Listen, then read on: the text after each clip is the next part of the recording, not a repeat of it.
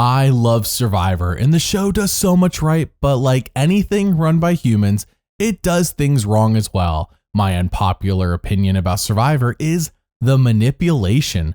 The edit can tell its story however it wants and manipulate us into thinking what it wants for the most part. That is cool. That's what the audience has signed up for. In fact, I appreciate the narrative the story tells in the show. Every season of Survivor is a story after all. But now the show is manipulating us through other means, and frankly, it's a little tiring. Now, what do I mean when I say that? Well, I have dived into the manipulation present in the On Fire podcast hosted by Jeff Probst, so I'm not going to go in depth on that one again, but let's instead look at the voting we have done for Survivor 50 and how the questions are worded by production. If you don't know, there were 4 times this past season us the fans got to vote on elements for the upcoming 50th season of Survivor.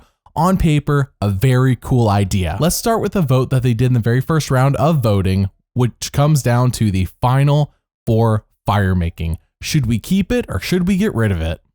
As you can see, the vote itself seems fine. Look at the options.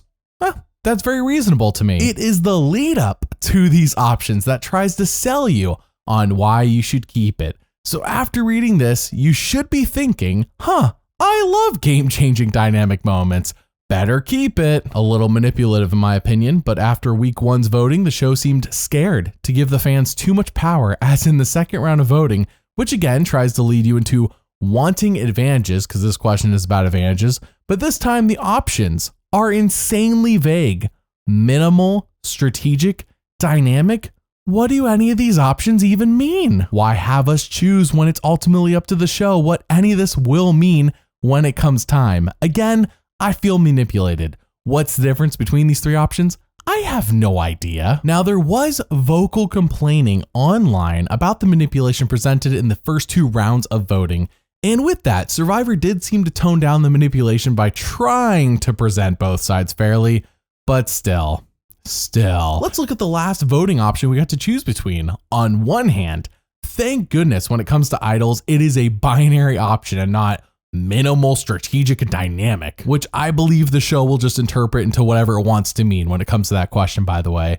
But again, the way the idols is worded seems to 100% want to push you into voting for idols despite trying to pretend in a way to present both sides of the argument. I love Survivor, and I don't see this actually brought up that often. I know I said there's vocal complaining, but it was a wide minority of people. Most people, especially general audiences, are not noticing or paying attention to this stuff.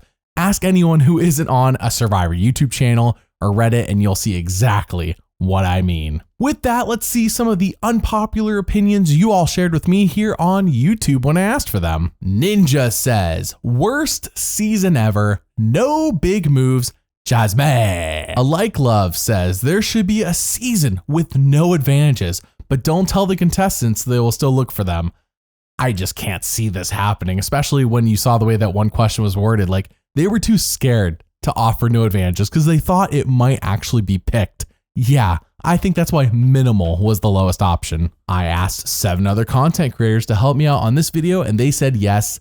Links in the description to each of them. And after a random shuffling of all 7, the first up is the Survivor Specialist. What's going on, everybody? It's Phil from the Survivor Specialist, and I'm here to give you my unpopular opinion. I'm going to go new era with this one, and I'm going to look at Survivor 43. I think that this is a great season of Survivor, one of, if not the best seasons of the new era. And I know that a lot of people disagree with this because they were unsatisfied with the ending, but I think the story throughout is just excellent. The characters come to play. You have players like Jesse and Carla and Cody, and even some of the supporting characters like Sammy, Noelle, Ryan, James. This post-merge is excellent, and even the pre-merge is pretty solid. Now, I understand that some people maybe don't feel satisfied with the story of Gabler winning, but I think people are more just bitter that Gabler won in general. I think that Gabler winning this game, the breadcrumbs are there throughout the entire season. You can see from early on, yes, he's annoying. Yes, he's driving everybody insane. However, they're starting to get to like him as it goes through, and you can see the mistakes that Cassidy and Owen are making. Owen just could never get anything going for himself. Cassidy, it seemed like there was some bitterness, but whatever the reason is, I think that that final 3 is one of the most exciting final threes in Survivor history because you truly have no idea who is going to win at the end. And after you get massive blindsides like what we saw of Cody at Final 6, to have an exciting Final 3 where anyone feels like they could pull it out is awesome.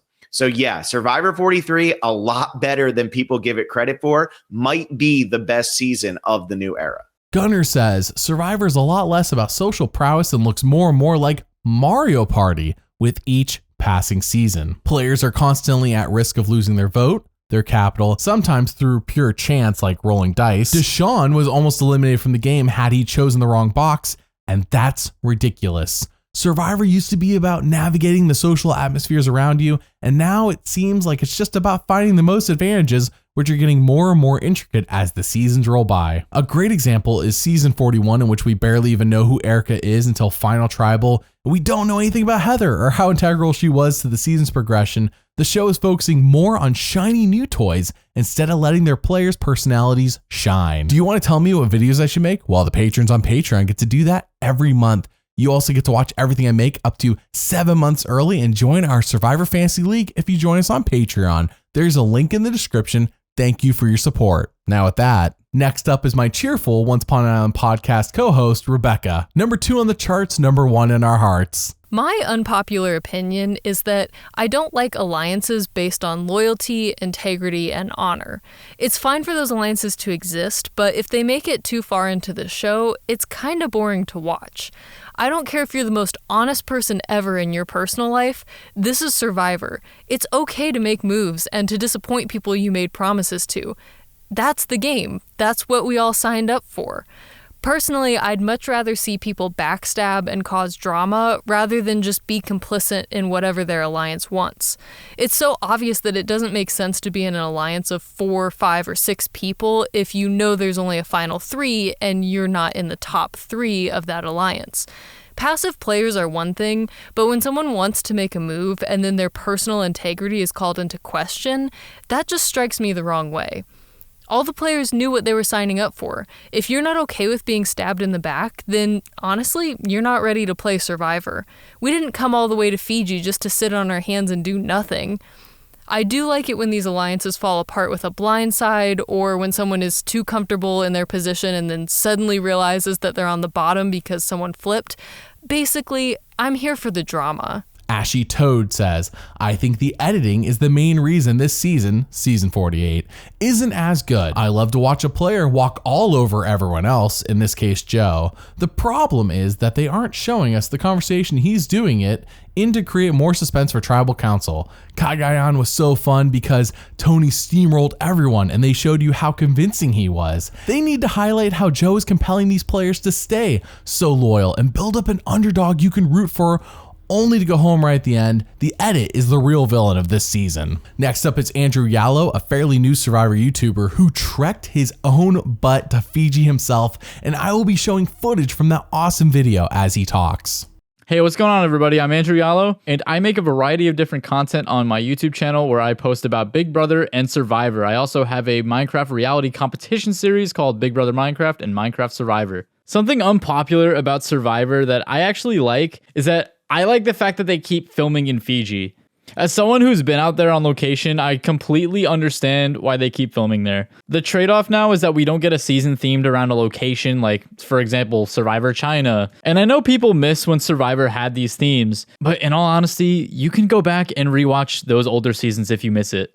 Now, Fiji is a convenient location. Although the convenience of the location can sometimes come across as production getting too comfortable. For example, for Survivor 47 and 48, they had Tribal Council built literally 1,000 feet from the house that Jeff Probst stays while they're filming the show. Now, with filming in Fiji, there's certainly a compromise, but I personally don't mind it that much, and I think it's fun to see certain beaches being reused repeatedly. It's kind of like in Big Brother when they use the same house since 2005. It's just dressed differently every time. Now, something I think that really needs to be fixed in Survivor is the producers need to add a sense of uncertainty into the game. And I know they like to promote the fact that this show is very unpredictable and that this is the hardest game that's ever been played, especially seasons in the new era. But I feel like that's completely false. And it's just, they're just trying to compensate for budget cuts and just format changes. For example, if the players are going to know that the format of the end of the game is a final 3 every single season,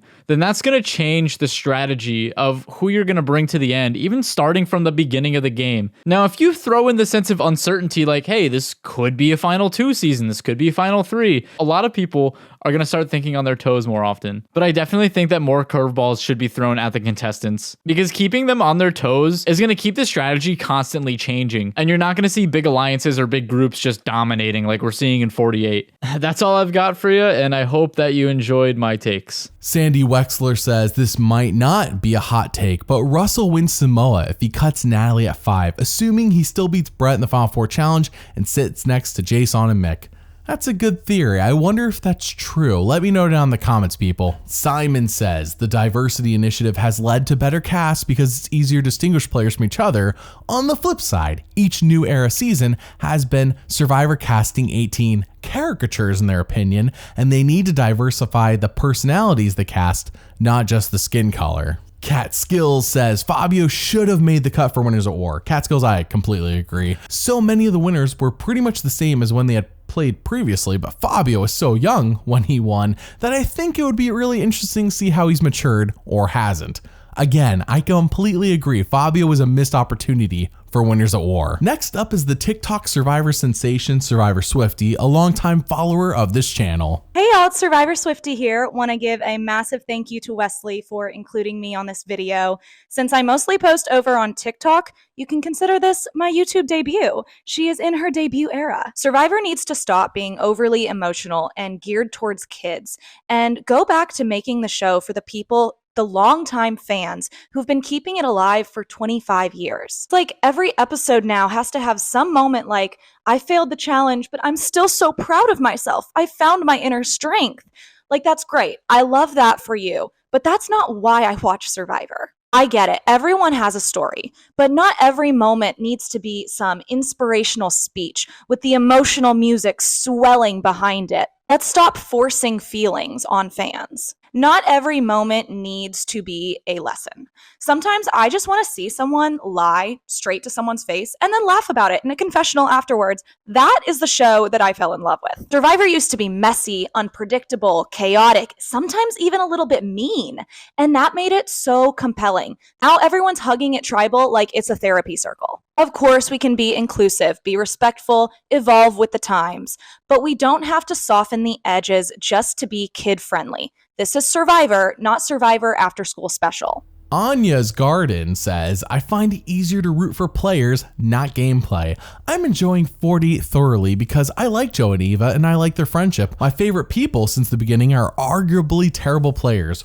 Rupert, Jonathan, Penner, Carolyn, Courtney Yates, Rafe. None were particularly good at strategy, but I found them entertaining and easy to root for. It's so true though, it's so true. Survivor is all about the players, and the gameplay is secondary. I completely agree. But whenever people talk about Survivor, they always want to talk about the gameplay, it seems like. And I'm like, yeah, but like, I don't care about the gameplay if I don't care about the people. So unpopular, it seems like. Scott Waldo says season 47 is a top 10 season of Survivor and nobody can convince me otherwise. Well, that is your own personal opinion, and I am looking forward to the new updated season rankings and winner rankings we will be doing as soon as Survivor 48 is done. Look out for that. Believe it or not, for the first time ever on this series, we have an actual Survivor player. It is the 4th place fallen angel Carson, here to comment on what he thinks is an unpopular opinion. Hey Wesley, thank you so much for having me. This is really fun.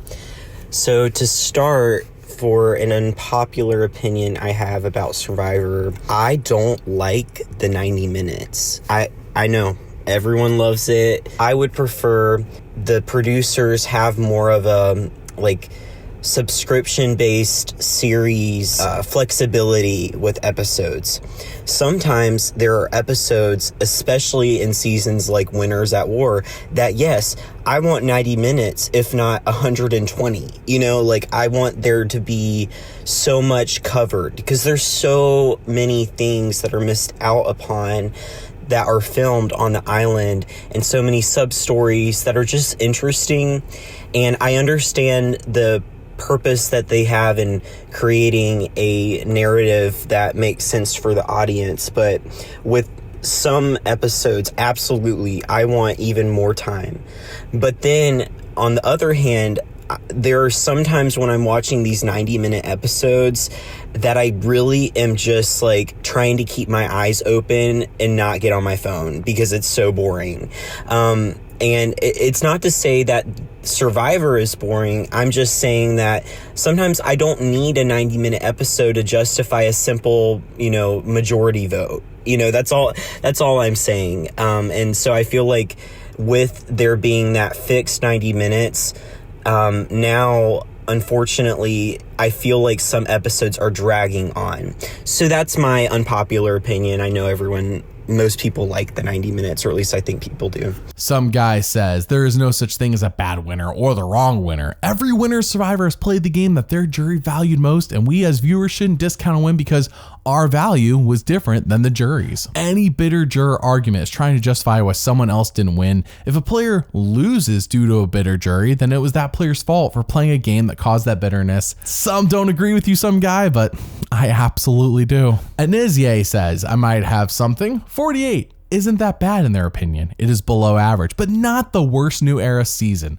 They have a feeling that the opinion on the season might improve over time after it's done aired. Like Randy Orton with an RKO, Henry Hickman is back out of nowhere with another hot take. You ever see a season of Survivor get near universal praise and just go, I don't get it? That's me a lot of the time with the latest seasons of Australian Survivor, especially when people compare it to US Survivor. There once was a time where this comparison was extremely favourable towards Australian Survivor.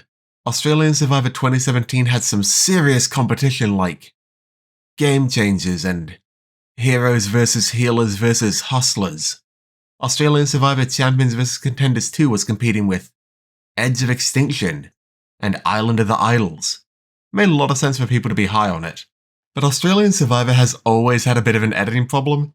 If you thought Russell vs Natalie was bad, take a look at George vs anyone not named George. And it seems that since All Stars they've really steered into the skid. With US Survivor doing 90-minute episodes, producing seasons like Survivor 46 and Survivor 47, Australian Survivor has much stiffer competition. And even this year, I feel so indifferent about both Brain vs Brawn 2 and Survivor 48 that I'm willing to say Australian Survivor's reign as the best version of Survivor is probably over. Or maybe I'm just a guy from New Zealand. We kind of have to hate Australia. It's the law. Red Scanto says the shot in the dark is a great advantage due to its versatility. It's not only used as a chance at safety without power, essentially, but it can be a bargaining chip and a way to purposely not vote and show your cards. Jay Ross says if Survivor were about gameplay, Russell Hantz would be a 2-time winner of Survivor. If Survivor were judged objectively like chess or poker, Russell would be celebrated as a 2-time winner. Yep, it's true, and if ifs and buts were candy and nuts, we'd all have a Merry Christmas, Jay Ross. Say his name and he appears. Joe Hendry. Survivor Super Fun Time is here. Hey there, this is Kevin from Survivor Super Fun Time Show. And you know what? I was asked what my big hot take is, and I have to say, if I had to pick one, this is kind of a deep cut, but we're all about deep cuts around here, is I think Cowboy from Survivor Cook Islands is arguably the biggest game changer in the history of US Survivor. Aside from Richard Hatch, who essentially invented the Alliance, I don't know if anyone has contributed more from a strategic standpoint than Cowboy. And he's a character that we think about as kind of a joke most of the time. But anyone ever hear of Plan Voodoo? Does that ring a bell? Well, Plan Voodoo was introduced by Cowboy about how you can defeat the hidden immunity idol, which was causing a lot of paranoia. He talked about the idea of a vote split. And that was the first time that the idea of splitting the votes to overcome an idol being played in the history of Survivor. It was brilliant. to this day, still incredibly brilliant. But even aside from Plan Voodoo, which is clearly the hallmark, he also did this method of lighting a fire, which I'd never seen before, where you light it with some embers and then you swing the fire around, which makes it catch more air so that it's a stronger fire. Like, can you imagine someone in a Final Four fire making competition doing that? Why don't we do that? It was incredible. And even beside that, the fact that he could get rid of your headache just by rubbing the middle of your forehead, this dude is the biggest game changer. I think the argument can be made. It goes Richard Hatch number 1 and then Cowboy number 2. What do you think? Jesse says, Rachel is the best New Era winner. She had the strategic smarts to navigate through the game, and she is one of the best challenge competitors in the show. And with that, let's go over to the next comment. Gabler had the best win of the New Era, and I'm tired of pretending he didn't. He had such a bad start, then he had excellent positioning and timing for the remainder of the season. So underrated. Again, I'm greatly looking forward to how you all rank the New Era winners. The updated season and winner ranking videos will be so much fun this year. And our last unpopular opinion comes from Martiro, who says, I never understood the hype around Kelly from season 45. I see her all the time on must return list, and people claim she's a fan favorite, but I got the feeling she didn't really do all that much and that her gameplay wasn't really all that exciting nor impressive. Playing better than Kendra and Katura isn't such an accomplishment. Yeah, I kind of get it. I don't know why there's so much hype around Kelly. And again, maybe down in the comments, you all can explain it to us because I don't get it either. So what do you all think? What unpopular opinions do you have about Survivor? I might include them next time. Comment below and let me know. Thanks for watching, and doubly thanks for liking and subscribing. I'll see you all next time.